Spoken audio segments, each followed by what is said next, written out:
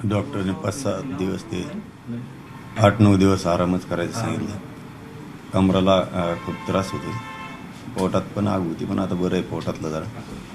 तब्येत सध्या बरी, उठायला चालायला खूप त्रास होतो.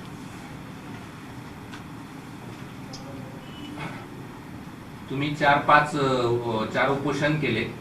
चौथ्या उपोषणाअंती देखील मराठा समाजाच्या हाती काय पडलं असं तुम्हाला वाटतं? कारण आश्वासनापलीकडे काही पडलं असं दिसत नाही सध्या तरी. नाही, ते बरोबर आहे, पण आंदोलक म्हणून समाजाचं इमानदारीनं काम करताना शेवटी आंदोलन करावं तर लागणार आहे, संघर्ष तर करावंच लागणार आहे, त्याशिवाय मिळणार पण नाही ना. त्यांनी आता खात्रीला एक महिन्याचाच वेळ घेतला आहे.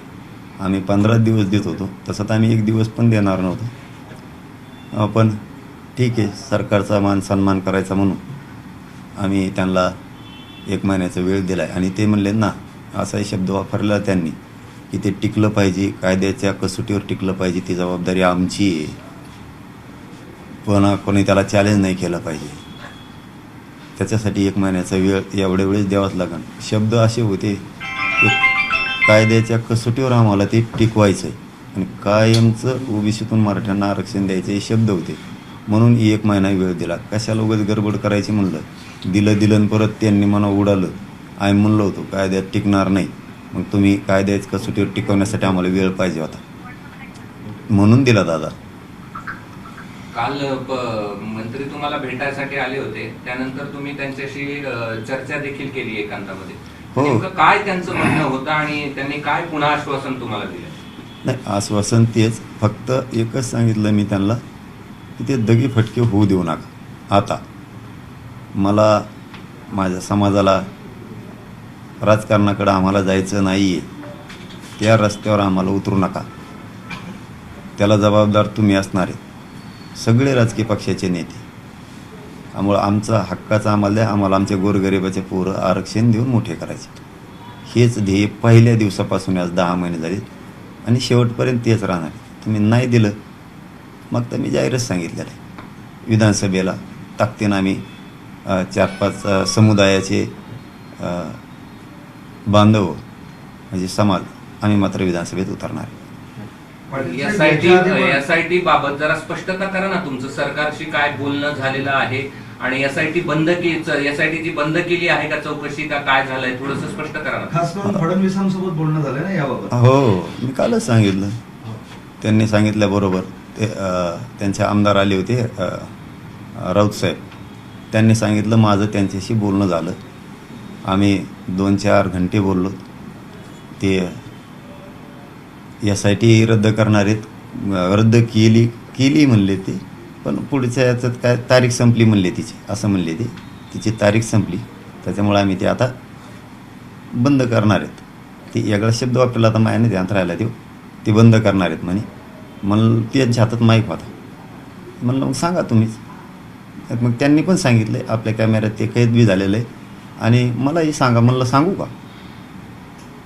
मग मी सांगून टाकलं असं एसआयटीच्याबद्दल, केसेसबद्दल. अंतरावलीतल्या आमच्या आई बहिणीवरती केसेस झालेल्या आहेत, महाराष्ट्रातल्या लफाफोरावर झालेल्या आहेत आणि विशेष म्हणजे सगळ्या सोयरीची अंमलबजावणी. फडणवीस यांनी स्वतः सांगितलं का एसआयटी संपली, आम्ही थांबवली किंवा मेली म्हटले तुम्ही? ते काहीतरी शब्द होता त्यांचा, फडणवीस साहेबांचाच. मी कालच सांगितलं, मी कधी लपून ठेवतो? कालच सांगितलं. हो, मी कालच सांगितलं. सांगू का? एवढा शब्द वापरला मी त्या आमदार साहेबाला. सांगू का मग? का तुम्हाला 1-2 दिवस लागत येत? तर ते म्हणले नाही, लगेच सांगून टाका. तेच म्हणलेत, आपल्या तिथं आलं बी ना, तेही स्वतः म्हणलेत. आता रद्द केली का शेंगा आणल्यात खूप माहीत नाही. पण हे पण एक मूळ कारण होतं ना यावेळेस, कुठले आंदोलन लवकर हे करायचं. कोणचं? एसआयटीची जी तुमची मागणी होती, नाही, मागणीच नाही. निर्णायक होणार नाही चौकशी, हा अन्याय आहे, जाणीवपूर्वक गुन्हे दाखल करण्याचा प्रयत्न केला जातोय, तर हे सगळं रद्द केलं म्हणजे ही तुमची एक मागणीची पूर्तता झाली असंच म्हणूया ना? नाही, यासाठी माझी मागणीच नाही, सगळ्या सोयऱ्यांची. पण ते त्यांनी विषय काढला. मी माझा विषय माझ्या समाजासमोर ठेवला नाही, सरकारसमोर पण नाही ठेवला. मी समाजासाठी भोगायला तयार आहे, पण समाजाने खालून उचलला की आपल्या माणसाला जिथं गुंतवलं जाणार आहे जाणून बुजून खोटं षडयंत्र करून, ते यासाठीचं काय ज्यावेळेस असा समाजाने विचारलं, कारण माझं मी कधीच ओढत नाही, माझ्या समाजाची बाजू ओढतो. मग त्यांनी बोलायला तिकडून सुरुवात केली, ती रद्द केली. का करणार आहेत?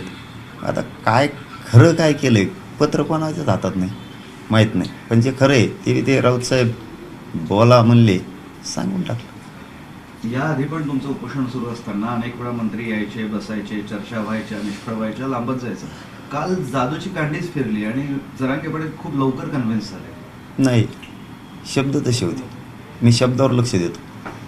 मी घाई गडबड नाही करीत कधीच. मी शब्दावर लक्ष देतो. मला राजकारणाकडे जायचं नव्हतं म्हणून मी उपोषण केलं, तर सावध करत होतो मी सरकारला की मला माझ्या समाजाला जायचं नाही. त्यांचे शब्द असे होते की ते आम्हाला टिकवायचं आहे. मराठा आणि कुणबी कायदा करण्यासाठी नोंदी ते टिकवायचं आहे. सगळ्या सोयऱ्यांची अंमलबजावणी टिकवायची. हैदराबादचं गॅजेट टिकवायचं आहे. हैदराबाद संस्थांचं, सातारा संस्थांचं, बॉम्बे गव्हर्नमेंटचं, हे आम्हाला टिकवायचं आहे. मग कायद्याच्या कसोटीवर टिकवायचं असलं तर पुन्हा चॅलेंज नाही व्हायला पाहिजे, म्हणून वेळ पाहिजे. शब्द तसे होते. मग आता आम्ही 10 महिने झालं लढत होत. मग थोडी गडबड करू ते का पुन्हा उडवायचं आणि पुन्हा समाजाला लढायला लावायचं का? त्यापेक्षा राहू द्या ना महिना. ह्या विचाराने म्हणजे सखोल आणि चारही बाजूने विचार करून आम्ही त्यांना हा म्हणलेलं आहे आणि समाजाला विचारून हा म्हणलेलं आहे.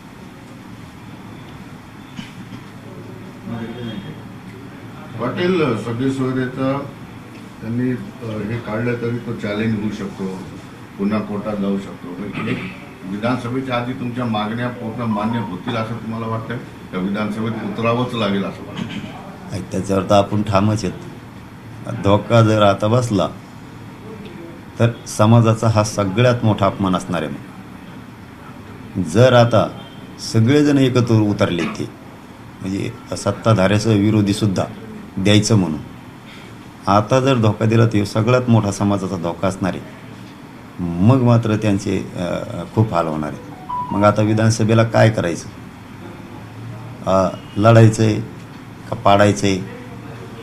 काय करायचं आहे याच्यावर समाजाला विचारून आम्ही मोठी बैठक करून त्याच्यावर मोठा निर्णय जाहीर करणार आहे. कारण आताच बघा ना, येताना जे SITच्या टायमाला बहुतेक तसा अंदाज दिसतो, SITच्या टायमाला बाकडं न वाजणारे आमदार आता भेटायलेत. आमदार सगळ्या पक्षाची बहुतेक बाकडं न वाजणारेच भेटायला यायला लागले आता. कारण समाज शेवटी गरज आहे ना गोरगरीब मराठीची. आता गोरगरीब मराठी घरी बसवणार त्यांना. बाकडं न वाजवणारे म्हणजे काय असं दिस उदाहरण सांगा. अंदाज आवडलं, कपा वाजले 2 हाताने ते नाही SIT नेमली माझ्या गोरगरीब मराठ्यावर, माझ्यावर. त्या टायमाला दोन्ही हाताने टेबल हाणले होते त्या याच्यातले घरातले विधानसभेतले. दोघं तिघं असं उठून उड्या आणत होते वरून ढोल वाजल्यासारखं. पण जे नाही वाजलेले आमदार सगळ्या पक्षाचे, सत्ताधाऱ्याचे, विरोधाचे, ते मराठ्याच्या मागणीच्या बाजूने आता रोज भेटायला येतात. एक असा अंदाज दिसतो की ते वाजणाऱ्यातले नाही येत म्हणून भेटायला यायला लागले. आणि काय आम्ही वाईट नव्हतं केलं, त्याने नव्हतं ते समाजाच्या विरुद्ध डिसिजन घ्यायला पाहिजे होतं. पण जाऊ दे, यायला लागलेत. शेवटी समाज मोठा आहे.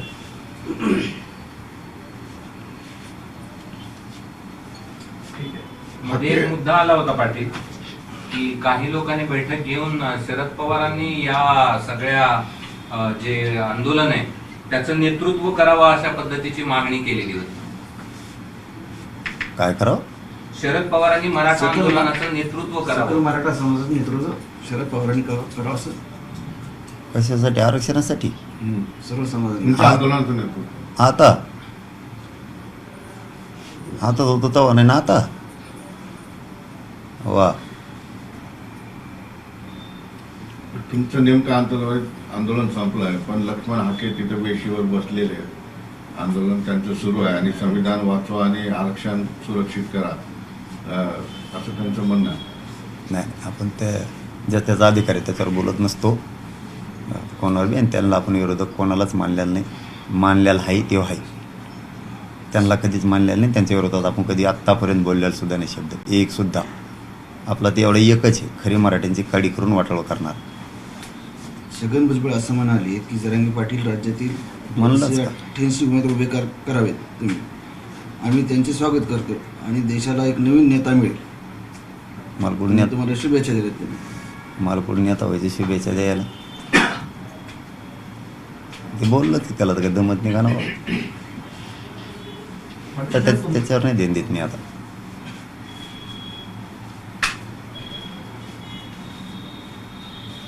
सरकार गेल्या वेळेस सातत्यानं सांगत होतं की आम्ही ओबीसी आरक्षणाला धक्का न लावता मराठ्यांना आरक्षण देऊ. मग काल तुम्हाला स्पष्ट सांगितलंय का त्यांनी आता ओबीसीतूनच आरक्षण देऊ म्हणून?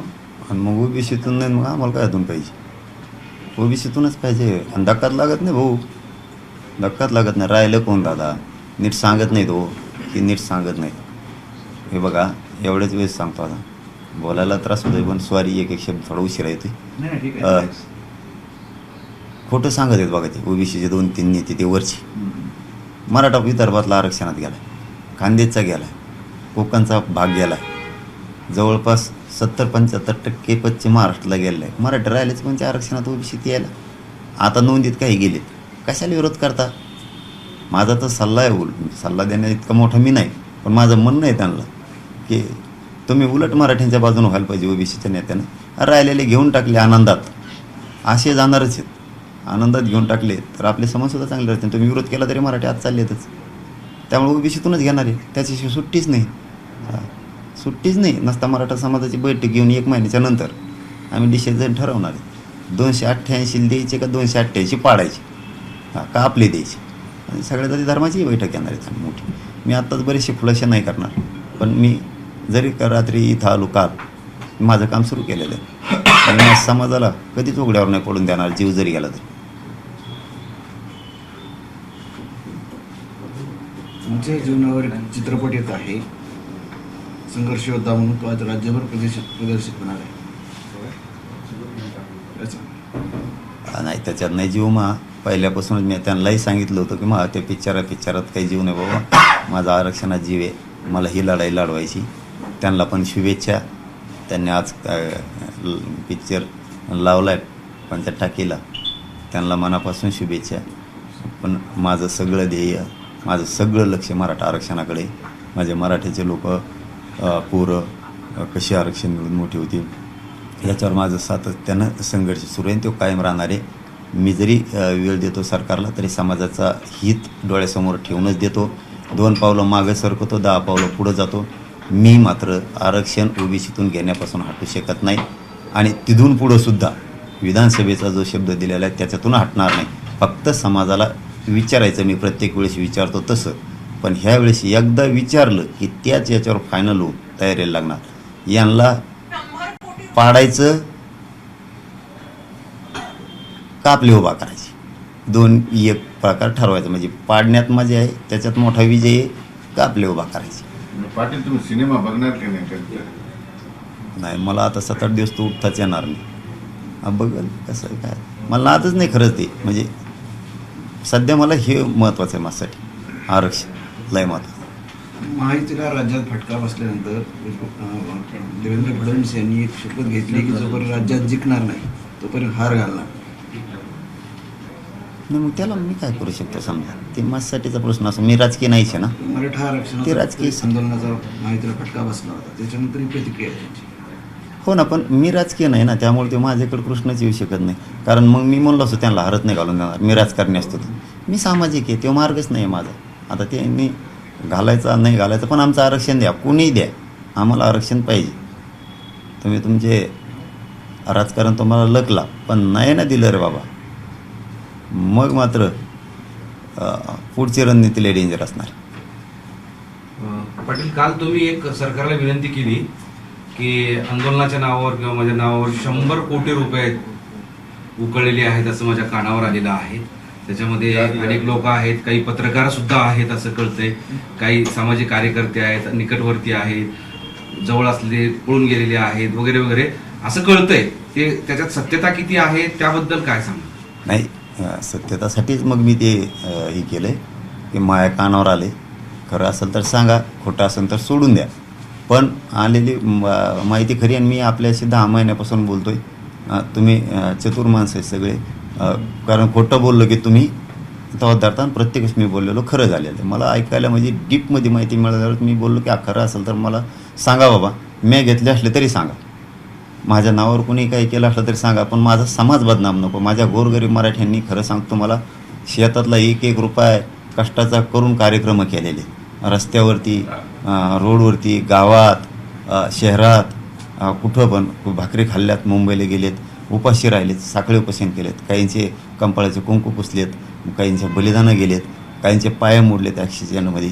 माझ्या समाजाचे खूप खूप हाल सहन केलेले आहेत. आणि कोणी जर असं करत असं समाजाच्या जीवावर, तुम्ही तुमचं किती काय कमावं, त्याबद्दल आमचं दुमत नाही, कितीही कमावं तुम्ही स्वकष्टानं, पण माझ्या समाजाच्या जीवावर होणार असलं तर हे मात्र चांगलं नाही. ते खरं असेल तर मला माहिती नाही, मात्र पण द्या. ते तुमच्या कानावर काय काय आले, कोण कोण आहेत आणि कशा पद्धतीने केलेत, तुम्ही नाव नाव नाही आले, मी कालच नाव सांगितलं. नाही जरी घ्यायचं तर कोण कोण कोण नाव आहेत? घेईन, नाव न घ्यायचं म्हणजे नाव घेऊन सांगा. नाही ना आले आणखीन. ते मग आता ते बघतोच म्हणलेत आम्ही सगळं. नाव आल्यावर तर मी आता कालच सांगितलं सरापरापाच काय डिलेट होय. मी माझ सोडित नाही तर दुसऱ्याचं कसं सोडील मी न सांगायला. ते आणखीन आलेलं नाहीत, पण येतील असं वाटतंय. नाही आलं तर ते भावरा राहीलच तसा, पण वास मात्र 100% येतो. तुम्हाला कळालेलं आहे. हो, पण आता अधिकृत नसल्यामुळं मी ती चौकशी आता सरकारलाच करा म्हणणार ना, आपण दुसरं कोणाला बघा म्हणणार आहेत. तेवढी चौकशी करून मला सांगा. दुसरा प्रश्न असा आहे की लोकसभा निवडणुकीपूर्वी ज्यावेळेस तुम्ही 3 उपोषणं केली आणि इथं येऊन थांबले, त्यावेळेस फारसं कोणी असा खासदार, आमदार, मंत्री म्हणजे सत्ताधारी ते शिष्टमंडळापैकी यायचे लोक. पण आता मात्र लोकसभा निवडणुकीच्या निकालानंतर झाडून पुसून खासदार इथे येत आहेत, जे मराठ्यांनी मतदान केलेलं आहे. तुम्ही त्या आंदोलनाचा इफेक्ट असंही वाटतं की ते तुमच्यामुळे निवडून आले. नाही, आता ते ज्यांचा त्यांचा मोठेपणा मला नाही म्हणता येत तसं, कारण मी राजकारणात नाही, मी काय निवडून आणा म्हणून नाव घेतलं नाही त्यांचं. पण बहुतेक ते टेबलं वाजणारे नसावेत म्हणून येतात असा अंदाज दिसतो. नाही तर टेबलं वाजणारे जे सगळ्या पक्षाचे म्हणजे विरोधी पक्षाचे, सत्ताधाऱ्याचे टेबलं न वाचवणारे एक मराठा समाजाचं मी काम करतोय, गोरगरिबाचं काम करतोय, रात्रंदिवस जीवाची बाजी लावून संघर्ष करतोय म्हणून एखाद्या दिवशी मायापोटी येत असावेत असा अंदाज आहे. पण टेबल वाजणारे ते नाहीत असं एकूण दिसायला लागले. टेबल वाजवणारे पण आता येऊ लागलेत असं म्हणायचं का? दिसणार ना ते 2-2 हाताने वाजणारे ढोलबुडिल्यासारखे ते दिसत नाही येत, पण येते त्याचा अर्थ समाजाचं काम करतोय. मग ते कोणत्या पक्षाचे आमदार खासदार असो त्यांना वाटतं की समाजाचं काम करतोय, याला भेटायला गेलं पाहिजे म्हणून येत असावे. पण ते टेबल वाजणारे नाहीत असं दिसतंय म्हणून येते.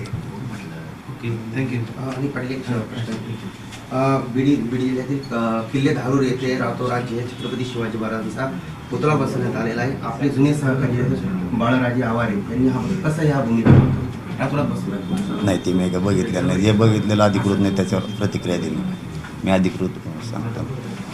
व्हिडिओ आले मी बघितलंच नाही. मी इथं तुमच्यासमोर ॲडमिट काय कारण संवेदनशील विषयात बोलताना माणसानं जबाबदारीने बोललो.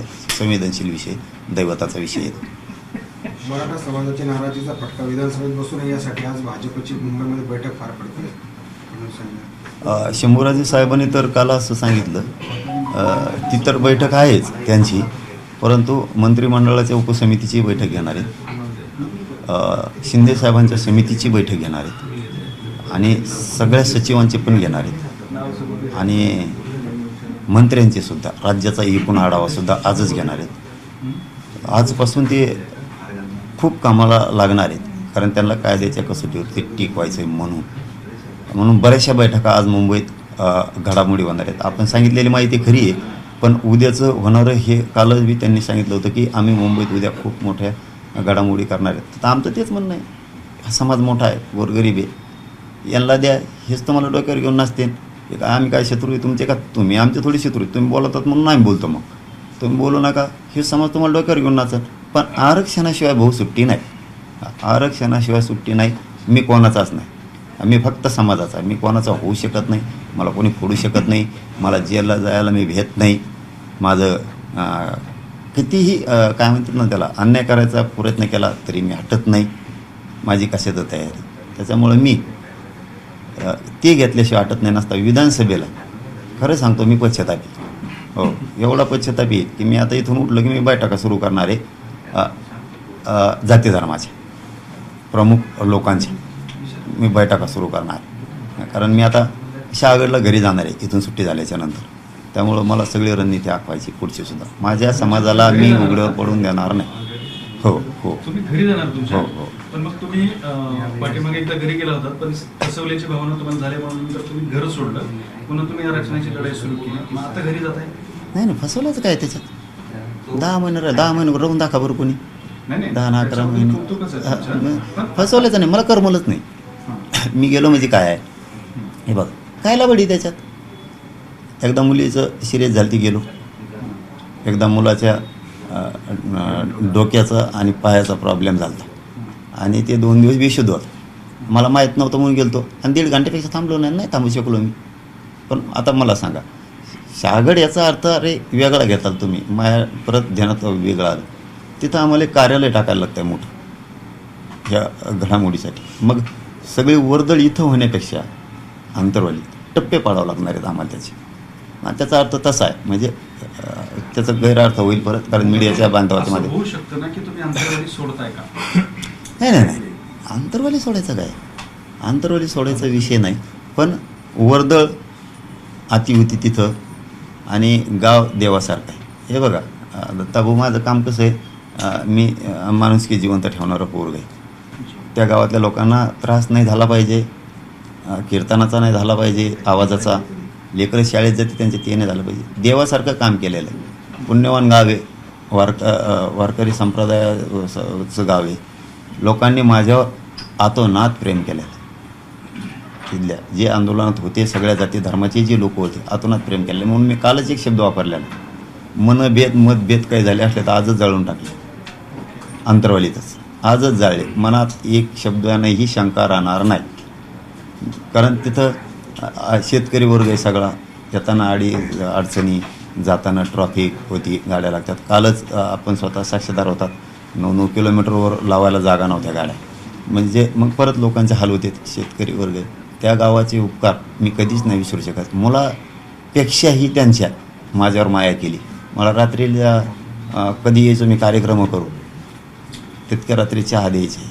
कोण करत नाही स्वतःच्या मुलाचं सुद्धा. इतकं गाव मला जपलेलं आहे, ते पूर्ण गाव आंदोलनात होते ते. त्यामुळं त्यांचे उपकार मीच काय कोणीच विसरू शकणार नाही. ती पवित्र भूमी आहे. फक्त तिथं नको हे मोठ्या पटांगणात पाहिजे, की जेणेकरून जर ते मोठं ऑफिस टाकलं तर तिथं प्रचंड वर्दळ राहणार आहे. कारण ते राज्याच्या लेवलचं ऑफिस तिथं टाकावं लागणार आहे. म्हणून तिकडं जाणं गरजेचं आहे. त्या ऑफिसचं काम मला वाटतं आज सकाळपासून सुरूसुद्धा झालं आहे. 6 वाजल्यापासून शहागडला मोठं काम मला वाटतं बऱ्याचशा एकरमध्ये आहे. ते आता मोजते. जी माहिती आत्ता मिळालेली आहे, तुमच्या अगोदर मला अर्ध्या घंट्यापूर्वी उठलो मी की लगेच मिळाली की मोजायचं सुरू आहे. कारण हे 2-2 कामं जर तिथं म्हणलं तर कसं होईल? मी काय करायचं? आंदोलनाचं बघायचं का हे येणाऱ्या लोकांच्या समस्या सोडायचं बघायचं?